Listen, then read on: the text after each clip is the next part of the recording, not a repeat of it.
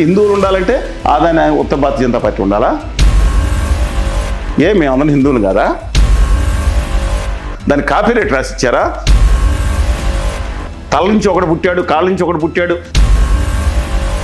ఆ ముఖ్యమంత్రి మాట్లాడాడు, శూద్రులంట వాళ్ళ ముగ్గురు కులాలకి సేవ చేశాడు పుట్టినాళ్ళని ఒక ట్వీట్ పెట్టాడు ముఖ్యమంత్రి. సిగ్గులేదా ఈ ప్రధానమంత్రి గారికి?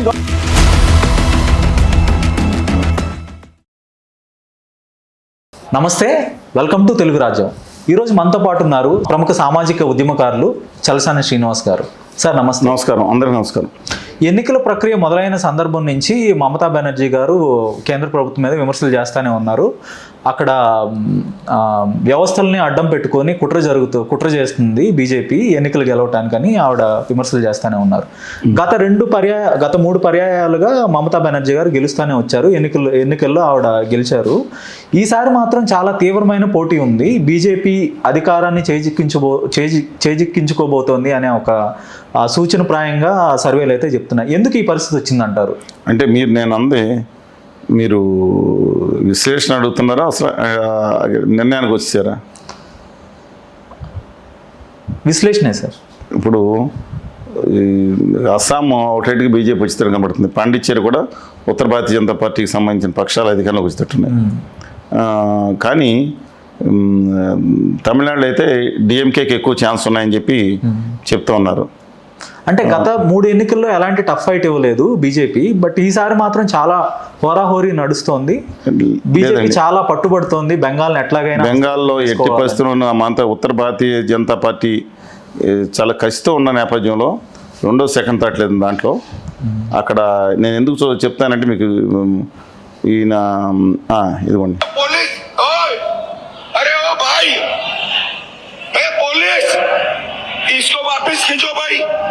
వాపస్ వెనక్కి తీసుకెళ్ళిపోతున్నారు. బెంగాల్ పోలీసుల్ని వెనక్కి దొబ్బేయమంటున్నారు. పశ్చిమ బెంగాల్కి వెళ్ళి లక్షలాది 2.5 లక్షల తర్వాత ఎక్కువ కేంద్ర పోలీసు బలం ఎక్కువ మంది ఉత్తరాది వాళ్ళే ఉంటారు. ఆ బలగాలను తీసుకెళ్ళి ఆయన చేరి అక్కడ 15 రోజులు క్యాంప్ వేసుకుని మీరు ఎక్కడికి వచ్చి తెలంగాణ పోలీసు దగ్గరికి వెళ్ళి తెలంగాణ పోలీసులు లాగి పడతాం వెనక్కి ఆంధ్ర పోలీసులు లాగండి నా సెంటర్ ఊరుకుంటారా? ఒక దేశ హోంశాఖ మంత్రిలో మాట్లాడొచ్చండి. Come whatever. రేపు పొద్దున తెలుగు ప్రాంతం నుంచి ఒక ముఖ్యమంత్రి, ప్రధానమంత్రి, హోంమంత్రి గుజరాత్ పోలీసులు వెనక దొబ్బేమనండి, దొబ్బేమనండి, ఊరుకుంటారా? సో అయితే వాళ్ళ చెప్తున్నానండి, వాళ్ళ మమతా బెనర్జీ గారు ఏకపక్ష వైఖరి కూడా మాలంటే వాళ్ళు నచ్చదు. ఏకపక్ష వైఖరి ఆవిడది. ఎవరి మాట ఎందో. బట్ అందులో స్కాములు జరిగినాయి, శారదా స్కామ్ జరిగినాయి 6-7. ఆ స్కామ్లు వచ్చినందరూ నిర్మా సో ఫ్యాక్టరీలకు భాషణ చేసుకుని బీజేపీకి వెళ్ళిపోయారు. హేమంత్ విశ్వాస్ శర్మ అస్సాం దాని మీద ఎన్ని స్కామ్లు ఆయన తిట్టారు, అదన్నారు, మళ్ళీ తీసుకెళ్ళి దీంట్లో చేసుకున్నారు కదా. నిర్మా సొబ్బ వేస్తే ఒకసారి సాఫ్ అయిపోయినట్టు. అందుకని ఆవిడ ఉన్న స్కామ్లన్నీ బీజేపీ పెట్టుకుంది. మీరు స్కామ్లో ఎందుకు తీసుకోండి, గౌరవ కేంద్ర ఆర్థిక శాఖ మంత్రిని శ్రీమతి నిర్మలా సీతారామన్ తీసుకుంటాం, తప్పేంటని 2 కొండల బద్దలు కూడా చెప్పారు. ఈ ఇంటర్వ్యూ చేసిన జర్నలిస్ట్కి మంచి దాపడి పెట్టుకుంది. చెప్తున్నానండి ఏంటి ఎలా మాట్లాడతారండి. అందువలన వెరీ క్లియర్గా బెంగాల్లో జరుగుతుంది ఇవాళ టఫ్ కాంపిటీషన్ దాకానే ఉందండి. ఈవీఎంలు కనుక ఓవర్ టైం పనిచేస్తే బీజేపీ డెఫినెట్గా అధికారంలోకి వస్తుంది. అన్మెండెడ్తో లేని పక్షంలో 150 సీట్లతో మమతా బెనర్జీ గారు వచ్చినా ఎట్టి పరిస్థితుల్లో పడేయటం ఖాయం. కాగితం మీద రాసి పెట్టుకోండి. ఎన్నికలు సజావుగా జరుగుంటే మాత్రం మమతా బెనర్జీ తప్పకుండా గెలుస్తారని మీరు చెప్తున్నారు. నేను ఎన్నికలు అలా చెప్పలేము. మనం ప్రజలే నాడే ఉందో నేను చెప్తానండి. బట్ 91 లక్షల ఓట్లను అయితే ఎస్ఐఆర్ ద్వారా 88 లక్షల ఓట్లు చేశారు. కానీ ఓట్లు లాస్ట్ మీద 92.3% ప్రపంచ దేశాల్లో రికార్డ్ అండి. ఇది ఎక్కడో దగ్గర తప్ప. న్యూజిలాండ్ కొన్ని దేశాల్లో కంపల్సరీ ఓటింగ్ ఉంటుంది. అంటే మీరు ఓటింగ్ కనుక రాకపోతే ఖచ్చితంగా మనం రిక్వెషన్ పెట్టాలి, అంతా ఎందుకు వచ్చిన బాబు వెళ్ళొచ్చేద్దాం అనుకుంటారు. అలా కంపల్సరీ ఓటింగ్ లేకుండా 92.6% అండ్ దాదాపు 93% ప్రపంచ స్థాయి రికార్డు ఇది. అంటే ఇంతకుముందు ఓట్లు ఎత్తేస్తే ఆ దేశాల్లో దొంగ ఓట్లే ఉండవు, అక్కడ కూడా లేదే. అంటే ఇది ఏదో బ్రహ్మాండంగా, అంటే అంతకు మించి ప్రజలు కనుక చేస్తే డెఫినెట్గా మమతా బెనర్జీ గారు వస్తారు అధికారంలోకి. నా బాధ ఏంటంటే వీళ్ళిద్దరు కాదు, అక్కడ వామపక్ష పార్టీలను కాంగ్రెస్ పార్టీలు వేసి నిలబడాలి. వీళ్ళిద్దరి మధ్యన సంకుల్ సమరం దేనికి?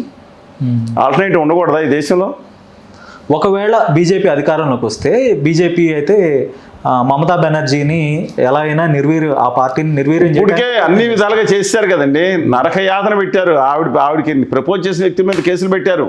మొత్తం వాళ్ళ బంధువులు చుట్టుపక్కల వాళ్ళందరినీ ఎన్ని వేధింపులు చేశారు. అర్ధరాత్రి ఆఖరి జస్టిస్ గారు, హైకోర్టు జస్టిస్ వాళ్ళు తీర్పు ఇచ్చేసిన తడి ఆరకముందే తీసుకెళ్లి పార్టీలు ఎంపీ కింద పోటీ చేయించారు. కొంతమంది కాంగ్రెస్ పార్టీ అభిమానుల వాదన ఎలా ఉందంటే అక్కడ తృణమూల్ కాంగ్రెస్ కనుక ఓడిపోతే కాంగ్రెస్ ఎమర్జీ అవ్వడానికి ఒక ఛాన్స్ ఏర్పడుతుంది అని కూడా వీళ్ళు ఒకళ్ళు గొత్తుకాడ కూర్చుంటారు రెడీగా. ఇవాళ ఆంధ్రప్రదేశ్లో వైఎస్ఆర్ తెలంగాణ పార్టీ మాజీ అధ్యక్షురాలు పారాచూట్లో దిగారు కదా. 5 ఏళ్ళు నాకు పక్క రాష్ట్రం సంబంధం లేదు. ఆ పక్క రాష్ట్రం అంటే ఆంధ్రప్రదేశ్, సరే పక్క రాష్ట్రమే. ఆవిడికి పేరు కూడా రాదా ఆంధ్రప్రదేశ్ అని? నాకు సంబంధం ఏముంది?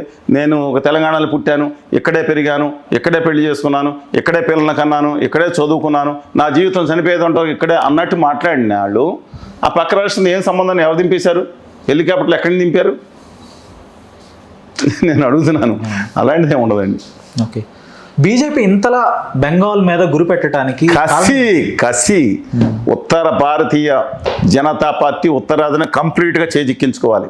ముందర ఒరిస్సాని భయంకరమైన కుట్రలు చేశారు. అద్భుతమైన వ్యక్తి నవీన్ పట్నాయక్ గారు. ఆయన దగ్గరికి వెళ్ళి విద్వేషం రెచ్చగొట్టారు తమిళుల మీద. తమిళనాడు ప్రజలకి ఏమాత్రం ఆత్మగౌరవం ఉన్నా సరే ఉత్తర భారతీయ జనతా పార్టీని అడుగు పెట్టినకూడదు. వెళ్ళి తమిళనాడుని పరిపాలించాలని దేశంలో ఉన్న ప్రధానమంత్రి లాంటి వాళ్ళు, హోంమంత్రి లాంటి వాళ్ళు వెళ్ళి రెచ్చగొట్టొచ్చో. ఒక ఐఏఎస్ అధికారి, ఒక సమర్థవంతంగా పాండ్యన్ ఐఏఎస్ అధికారి, వాళ్ళ మిస్సెస్ కూడా వరి ఆవిడ నుంచుని అక్కడ చేస్తూ ఉంటే వెళ్ళి విద్వేషం రెచ్చగొడతాడు నా ద్రావిడ బిడ్డల మీద. పంజాబ్ వెళ్ళి బాహర్వాల్ అంటాడా కేజ్రీవాల్ గారిని. వీళ్ళందరూ ఏంటండి విద్వేషం ఒకరి మీద కూడా రెచ్చగొట్టి ఏం చేస్తారు? ఈ దేశం గొప్పది, అందరూ కలిసి ఉండాలని కోరుకోవాలి. ఈ దేశం మూలవాసులు మన ద్రావిడ్లం. ఈ దేశం వాళ్ళు హిందీ మాట్లాడేవాళ్ళు, Hindi European Aryan Indo language. మన దేశ మూల భాషలో మిగతా వాళ్ళందరూ ఇప్పుడు అందరూ కలిసి ఉండాలని కోరుకోవాలి. కానీ ఒకళ్ళ మీద ఒకళ్ళు విద్వేషం రెచ్చగొడితే ఎలాగండి? ఇవాళ వెళ్ళి నేను అట్ ద సేమ్ టైం చెప్తున్నాను, మమతా బెనర్జీ గారు కూడా ఏకపక్ష మార్చుకోవాలి. బంగ్లాకి గుజరాతీ ప్రైడ్కి మధ్యన పోరాటం అంట. గుజరాతీ అహంకార పెట్టుబడిదారులకి, ఆదా కంపెనీకి, సామాన్య బెంగాలీ ప్రజలకి ఇది పోరాటం కింద తీర్చిదిద్దారు. ఒకవేళ వ్యాపారులు విజయం సాధిస్తారా, బెంగాలీ ప్రజలు విజయం సాధిస్తారనేది రేపు బెంగాలీ అంటే అందరూ బెంగాలీ, కొంతమంది బెంగాలీ వాళ్ళు చెప్తారు. కానీ గుజరాతీ మారాడులు భయంకరంగా ఉన్నారు అక్కడ. మొత్తం హిందీ ఆట్లాడి నుంచి దాదాపు చాలామంది సెటిల్ అయిపోయారు. మొత్తం బెంగాల్లో ఉన్న బిజినెస్లని కూడా మారాడుల చేతుల్లో ఉన్నాయి. అందులో 90% మన ఆదాని గారు ఉత్తర భారతీయ జనతా పార్టీకి సప్లై చేయాలి. ఒకవేళ బెంగాల్లో మమతా బెనర్జీ ఓడిపోతే బెంగాల్ యొక్క ఐడెంటిటీ తగ్గిపోతుంది, బెంగాల్ యొక్క ప్రైడ్ అనేది ఓడిపోయినట్టుగా మమతా బెనర్జీ గారు చెప్తున్నారు. ఎంతవరకు నిజం అంటారు? సత్యమేనండి. బెంగాలీ వాళ్ళు కాకపోతే ఇప్పుడు సిద్ధార్థ్ శంకర్ రాయ్ గారు ఉన్నారు, కాంగ్రెస్ పార్టీ నేత. ఆయన ఏం ఎప్పుడు అన్నాడు? Indira Gandhi is India, India is Indira, Indira is Indira, India is Indira అన్నారు. Indira is India 2000. మనం అలా ఏం చెప్తాం? అప్పుడు పోగిపోయింది అలా కాదు. కానీ బట్ బేసికల్లీ వీళ్ళిద్దరితో బీజేపీతో నాకు ఎలాంటి ఇబ్బంది లేదు. ఆదాన్ని ఉత్తర భారతీయ జనతా పార్టీ వీళ్ళిద్దరు గుజరాతీ నేతల విషయంలో మాత్రం అభ్యంతరం ఉంది. గొప్పవాళ్ళు ఉన్నారండి బీజేపీలో. అందులో పనిచేసే సంఘటనలో కొంతమంది ఏం ఆశించకుండా బయటికి వెళ్ళి తిరిగే వాళ్ళు ఉన్నారు. నిజంగా చెప్తున్నాను. నేను నితిన్ గడ్కరీ గారు నాతో చెప్పిన విషయాలు, ఇంకోళ్ళు చెప్పిన విషయాలు, సంఘటన కానీ కన్వర్షన్ మీద అనేకం మాట్లాడారు. ఆయన రెక్కలు కట్ చేశారు. రాజ్నాథ్ సింగ్ గారిని కాళ్ళు చేతులు ఇచ్చేసి పక్కన కూర్చోబెట్టినట్టు పెట్టారా లేదా అనేది వాళ్ళ విద్యను ఆలోచించుకోవాలంటే, ఈయన తప్పితే హిందువులు ఉండాలంటే ఆదాని ఉత్తర భారతీయ జనతా పార్టీ ఉండాలా? మేమందరం హిందువులు కాదా? దాన్ని కాపీరైట్ రాసిచ్చారా? తల నుంచి ఒకటి పుట్టాడు, కాళ్ళ నుంచి ఒకటి పుట్టాడు. ఆ ముఖ్యమంత్రి మాట్లాడాడు, శూద్రవాళ్ళంట ఈ దేశంలో 80% శూద్రవాళ్ళంట, వాళ్ళ 3 కులాలకి సేవ చేశాడు పుట్టినాళ్ళని ఒక ట్వీట్ పెట్టాడు ముఖ్యమంత్రి. సిగ్గులేదా ఈ ప్రధానమంత్రి గారికి, గౌరవ హోంమంత్రి ఖండించి ఆ ముఖ్యమంత్రిని బత్తపు చేయాలని?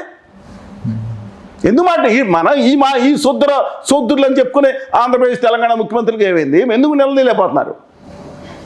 భయం, అణుకు. ఎవరికి తక్కువ కాదు. ఈ శ్రమ వ్యక్తికి ప్రపంచాన్ని పెట్టింది ఆ కమ్యూనిటీ. శూద్రుడైన వాళ్ళు నేను మాట ఒప్పుకోనండి. ఈడోడు వాడతానికి చాలా శ్రమ లేకపోతే ఏముందండి? వాడ నయ్యి శూద్రుల కింద కొంతమంది మించిన మెట్లు ఎక్కామనుకుంటున్నారు. కాదు, సమాజం కోసం, ప్రజల కోసం పాటుపడే ఒక గొప్ప తత్వం ఉంది వాళ్ళలో. మిగతా వాళ్ళతో ఉండొచ్చు. అంత అవమానిస్తే మనం చేతి పెట్టుకోవాలా? నమస్కారం. ధన్యవాదాలు సార్. నమస్తే.